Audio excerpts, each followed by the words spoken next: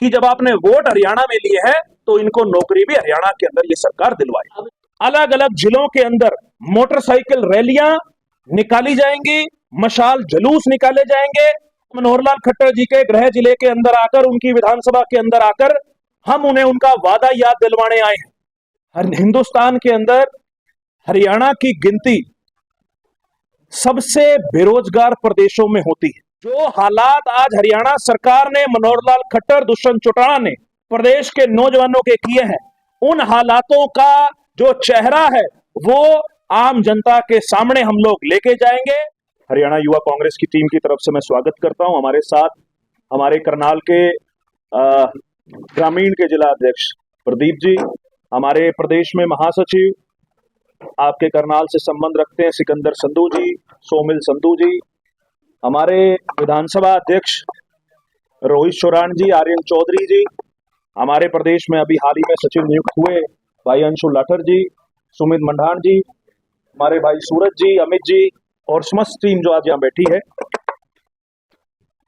2 दिन पहले हरियाणा यूथ कांग्रेस ने पूरे प्रदेश में दिल्ली से एक अभियान की शुरुआत करी है, जिस अभियान का नाम है रोजगार दो न्याय दो।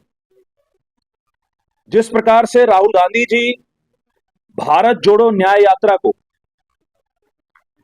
हिंदुस्तान के पूर्व से लेकर और पश्चिम तक जो यात्रा निकाल रहे हैं और जो युवाओं के लिए उन्होंने न्याय की बात करी है, उनके संदेश को हरियाणा के अंदर हरियाणा युवा कांग्रेस मजबूती से लेकर जाएगी और इस अभियान के माध्यम से लेकर जाएगी। जैसा कि हम जानते हैं कि पूरे हिंदुस्तान में हरियाणा ने बेरोजगारी में सभी प्रदेशों को पीछे जो है वो खदेड़ दिया है। आज हिंदुस्तान के अंदर हरियाणा की गिनती सबसे बेरोजगार प्रदेशों में होती है, जिसका कारण यह है कि आज मैं सरकारी भर्तियों की बात करूं तो सीईटी ग्रुप सी की 32,000 भर्तियां जो पेंडिंग पड़ी है पिछले 3.5 साल से। ग्रुप डी की मैं बात करूं तो 13,500 से ज्यादा भर्तियां जो हैं वो पेंडिंग पड़ी है। अगर मैं टीजीटी अध्यापकों की बात करूं तो उनकी 7471 भर्तियां जो हैं वो पेंडिंग पड़ी है। अगर मैं असिस्टेंट प्रोफेसर्स की बात करूं तो हरियाणा के सरकारी कॉलेजों में 62% पद जो प्रोफेसर्स के हैं, असिस्टेंट प्रोफेसर्स के, वो खाली पड़े। अगर यूनिवर्सिटीज के अंदर स्टाफ की बात करें तो यूनिवर्सिटीज के अंदर हजारों की संख्या में जो है प्रोफेसर्स के पद जो हैं वो खाली पड़े। एमपीएसडब्ल्यू मेल की बात करें तो लगभग 10 साल से एक भी भर्ती एमपीएसडब्ल्यू मेल की नहीं निकली। इन सभी भर्तियों को अगर, और जो कांस्टेबल की बात है, पुलिस कांस्टेबल की, महिला और जो पुरुष की, वो भी भर्तियां काफी लंबे समय से नहीं निकली। हरियाणा के अंदर जितने स्वीकृत पद अलग अलग विभागों के अंदर हैं, उनको देखा जाए तो हरियाणा के अंदर लगभग 2 लाख पद जो हैं वो खाली पड़े। मनोहर लाल खट्टर जी की विधानसभा के अंदर, उनके गृह जिले के अंदर बैठे हैं। मनोहर लाल खट्टर जी का ट्वीट था कि 31 दिसंबर 2023 से पहले हम ये सभी सरकारी भर्तियां पूरी कर देंगे। लेकिन आज 2023 तो जा ही चुका है, 2024 का भी 1 महीना जा चुका है। आज मनोहर लाल खट्टर जी के गृह जिले के अंदर आकर, उनकी विधानसभा के अंदर आकर हम उन्हें उनका वादा याद दिलवाने आए हैं। जो मनोहर लाल खट्टर जी ने हरियाणा के बेरोजगारों के साथ वादा किया था, आज वो वादा याद दिलाने हरियाणा युवा कांग्रेस उनके गृह जिले में आए हैं। और अभी हाल ही में आपने देखा कि इन्होंने आनन फानन में ग्रुप सी की इन्होंने 11,500 12,000 जो है वो रिजल्ट डिक्लेयर कर दिया। और वो ऐसा रिजल्ट डिक्लेयर किया कि जिस दिन ये रिजल्ट आया, परसों की बात है, उसी दिन हजारों की संख्या में नौजवान साथी स्टाफ सिलेक्शन कमीशन के दफ्तर के बाहर पंचकुला के अंदर धरने पर बैठे हैं। और वो धरना आज भी चल रहा है। अभी भी वो विद्यार्थी धरनों पर बैठे हैं। जो रिजल्ट हरियाणा सरकार ने, स्टाफ सिलेक्शन कमीशन ने निकाला, उसके अंदर इस प्रकार की धांधली करी हुई है कि जिस अभ्यर्थी ने पोर्टल के ऊपर अपने डिप्लोमा, अपनी 12वीं की मार्कशीट, अपनी 10वीं की मार्कशीट अपलोड करी थी, सरकार के पोर्टल के ऊपर से वो सारे कागज गायब हो गए। जिसकी वजह से जो कट ऑफ मान लो किसी के अंदर 48 नंबर की है तो 63 नंबर का अभ्यर्थी उसके अंदर फेल कर दिया गया है, उसकी सिलेक्शन नहीं की गई। इन सारी त्रुटियों को लेकर हरियाणा के आम जो नौजवान है, जो बेरोजगार है, वो आज धरनों पर बैठे हैं। रात को उनको सोने की और बैठने की भी परमिशन वहां सरकार ने नहीं दी है, लेकिन वो रात को भी आग बालकर, लकड़ी लगाकर वो वहां पर अपने हकों के लिए जो है वो न्याय की गुहार प्रदेश सरकार से, मनोहर लाल खट्टर से कर रहे हैं।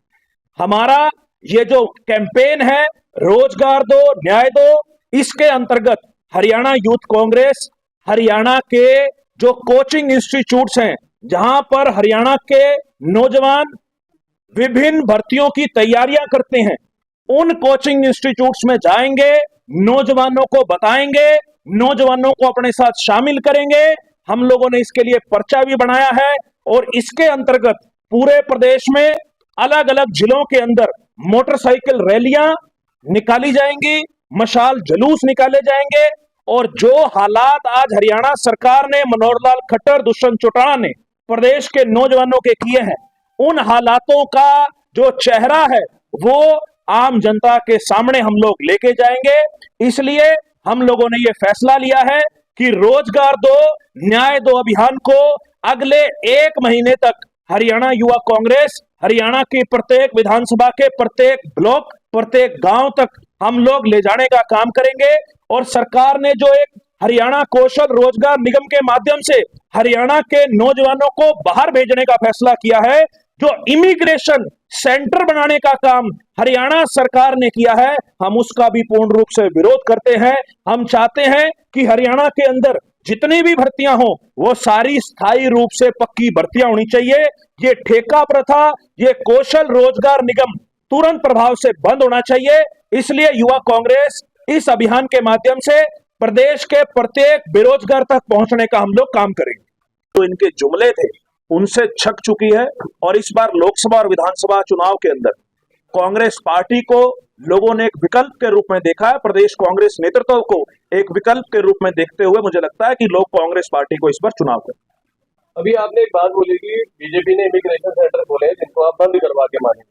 जो युवा अगर बाहर भेजने की, अगर बीजेपी की जो हरियाणा सरकार है बाहर भेजने की बात कर रही है, तो कहीं ना कहीं युवा तो उसमें खुश नजर आ रहे हैं, उनको खुशी है कि बाहर जाकर वो काम करेंगे। देखिए, आप पंजाब में जाके देखिए, पंजाब में जो ट्रेंड पिछले 10-15 सालों में चल रहा था, आज वो ट्रेंड कहीं ना कहीं हरियाणा के अंदर शुरू हो रहा है। आप करनाल जिले के अंदर, करनाल शहर के अंदर नजर घुमा के देखिए, इमिग्रेशन सेंटर, आइलेट्स के इंस्टीट्यूट्स कितने ज्यादा खुल चुके हैं।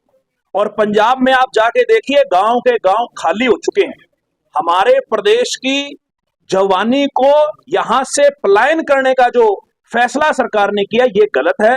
हरियाणा सरकार जब वोट हरियाणा के अंदर ले रही है तो रोजगार भी उनका फर्ज बनता है कि हरियाणा के अंदर वो दिलवाएं। और इजराइल जैसे देश के अंदर जहां युद्ध जैसे हालात है, वहां हमारे प्रदेश के नौजवानों को भेजकर उनकी जान का खतरा नहीं है, मजबूरी में नौजवान जा रहे हैं। हम तो ये कह रहे हैं कि आप रोजगार के संसाधन हमारे प्रदेश में उपलब्ध कराओ। अगर यहां पर ही किसी नौजवान को रोजगार मिलेगा तो क्यों कोई नौजवान मजबूरी में यहां से अपना परिवार छोड़ के, अपने सगे संबंधियों को छोड़ के युद्ध स्तर जैसे जहां पर हालात हैं ऐसे देश के अंदर जाएगा।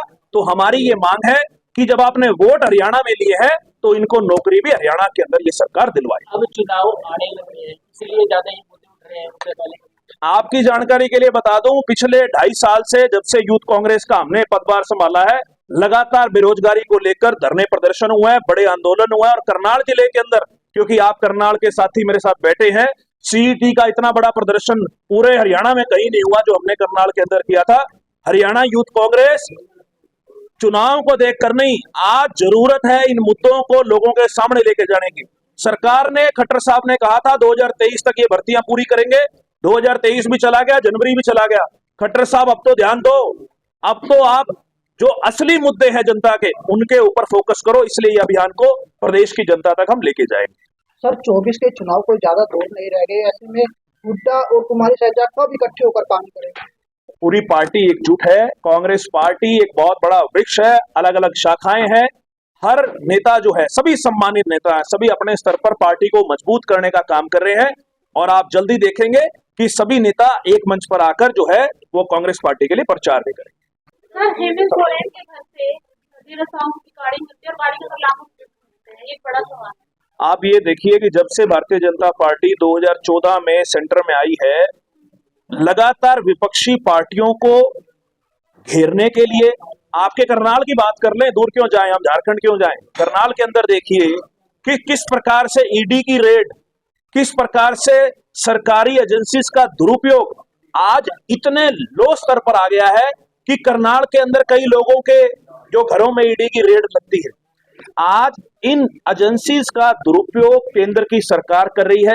विपक्ष के नेताओं की आवाज को दबाने के लिए कहीं ना कहीं ये हथकंडे अपना रही है। ये कहीं ना कहीं लोकतंत्र के लिए खतरा है। विपक्ष नहीं, भारतीय जनता पार्टी, अगर आप ईडी की बात कर रहे हैं तो हाल में उसका कारण, पार्टी के एक कार्यकर्ता मनोज वधवा के घर उसका भी कारण आप सभी जानते हैं, व्यक्तिगत कारण है उसके।